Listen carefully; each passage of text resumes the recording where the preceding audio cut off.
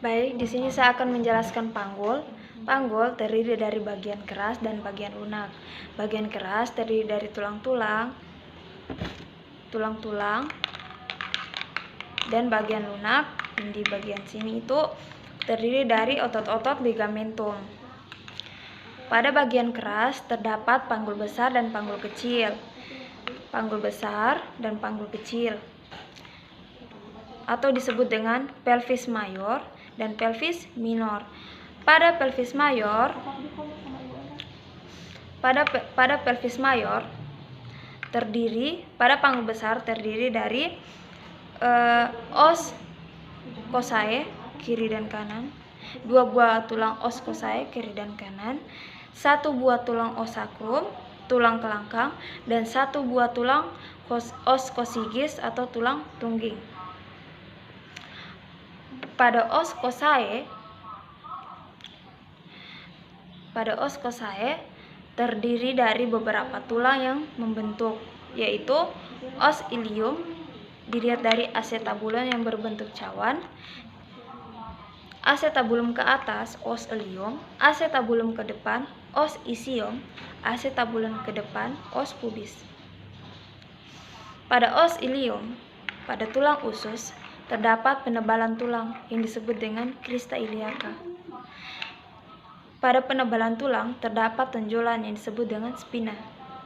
Tonjolan ini disebut dengan spina iliaca inferior superior, bagian atas dan berada di depan. Sedangkan pada bagian bawah disebut dengan spina iliaca anterior inferior. Pada bagian atas, spina iliaca anterior superior. Pada bagian bawah, spina iliaca anterior inferior. Selanjutnya, tonjolan pada bagian belakang disebut dengan spina iliaca posterior superior. Spina iliaca posterior superior. Pada bagian bawah disebut dengan spina iliaca posterior inferior. Cekungan pada spina iliaca posterior inferior, cekungan ini disebut dengan incisura insiadica mayor. Cekungan yang berada di bawah spina iliaca posterior inferior disebut dengan incisura insiadica mayor. Pada os ilium atau tulang usus terdapat lajur yang disebut dengan linea innominata atau linea terminalis kiri dan kanan.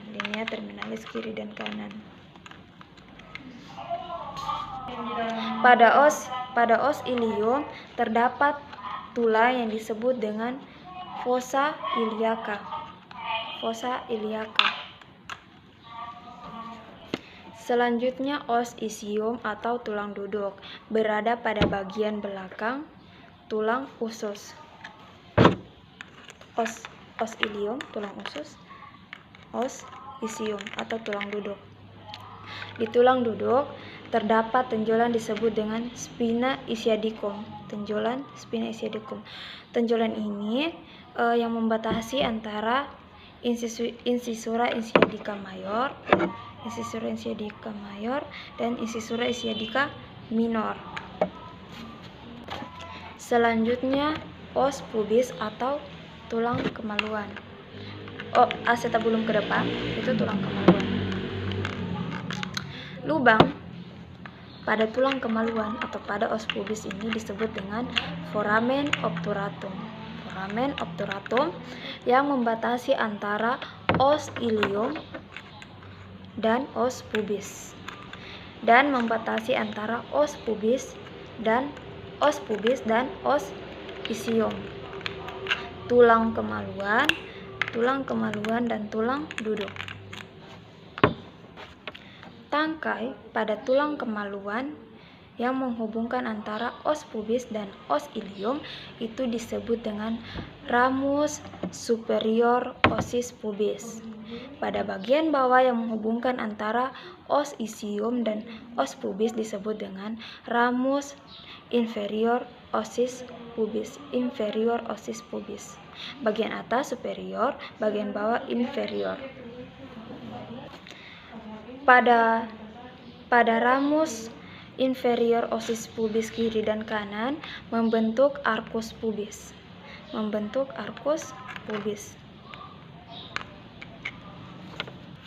Dan tulang pangkal paha kiri dan kanan dihubungkan oleh simfisis pubis. Selanjutnya os sakrum atau tulang kelangkang. Bentuknya melebar di atas, meruncing di bawah. Terdapat 5 ruas yang berhubungan atau bersenyawa. Caranya mengetahui 5 lubang itu dihitung dari lubang pada os sakrum. 1, 2, 3, 4, dan 5. Pada os sakrum terdapat lubang kiri dan kanan pertengahan ini yang akan dilalui saraf Frankenhauser atau pembuluh darah kecil yang disebut dengan foramina sacralia anterior bila dilihat dari depan, sedangkan bila dilihat dari belakang disebut dengan foramina sacralia posterior karena berada pada belakang. Anterior bagian depan, posterior bagian belakang. Pada tulang kelangkang atau os sakrum terdapat cuat-cuat berduri yang disebut dengan crista sacralis. Pada os sakrum terdapat penonjolan yang disebut dengan promontorium. Penonjolan promontorium. Pada os sakrum samping, samping kiri dan kanan itu yang menghubungkan pangkal paha dan os sakrum itu disebut dengan articulation sacroiliaca. Kiri dan kanan. Ke bawah pada bagian belakang terdapat persendian antara os coccygis dan os sakrum yang disebut dengan articulation sacrococcygis.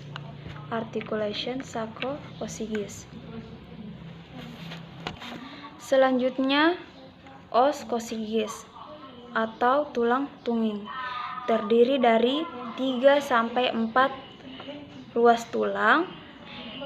Tulang tunging akan mendorong ke belakang 1 sampai 2 cm pada saat proses persalinan, sehingga seorang ibu akan mengalami sakit pada proses persalinan. Selanjutnya, panggul kecil atau pelvis minor memiliki ukuran dan bagian pintu atas panggul,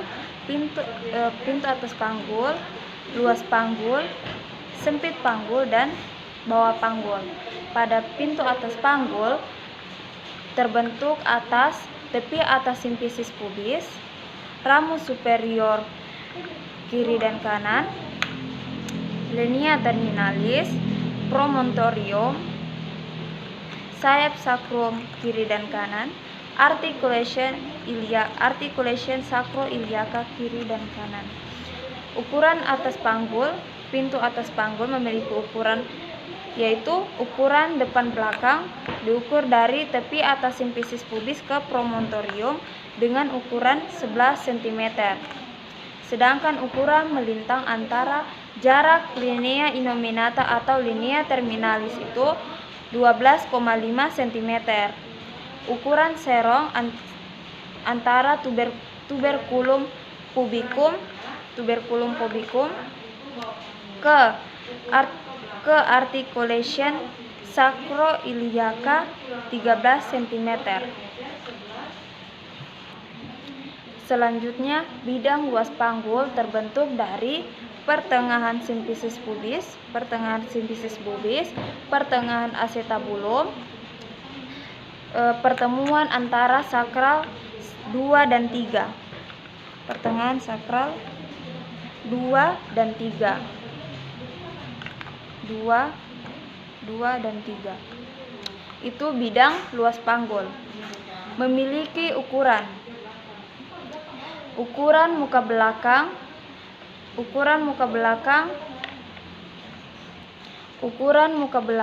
diukur dari sakral 2 dan 3, sakral 2 dan 3 ke pertengahan sifisis pubis itu ukurannya 12,75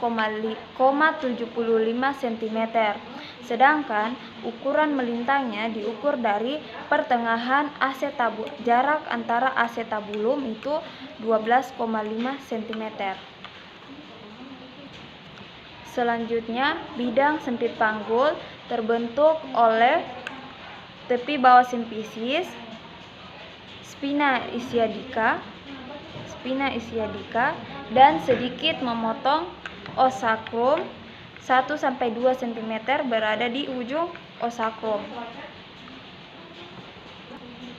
Bidang sempit panggul memiliki ukuran muka belakang dan ukuran melintang. Ukuran muka belakang diukur dari tepi bawah simfisis ke ujung sakrum, ukurannya 11,5 cm. Tepi atas simfisis ke ujung sakrum 11,5 cm. Terus ukuran melintang diukur dari 2 spina ischiadica. Ukurannya 10 cm. Disebut karena bidang sempit panggul karena ukurannya 10 cm. Selanjutnya, pintu bawah panggul dilihat dari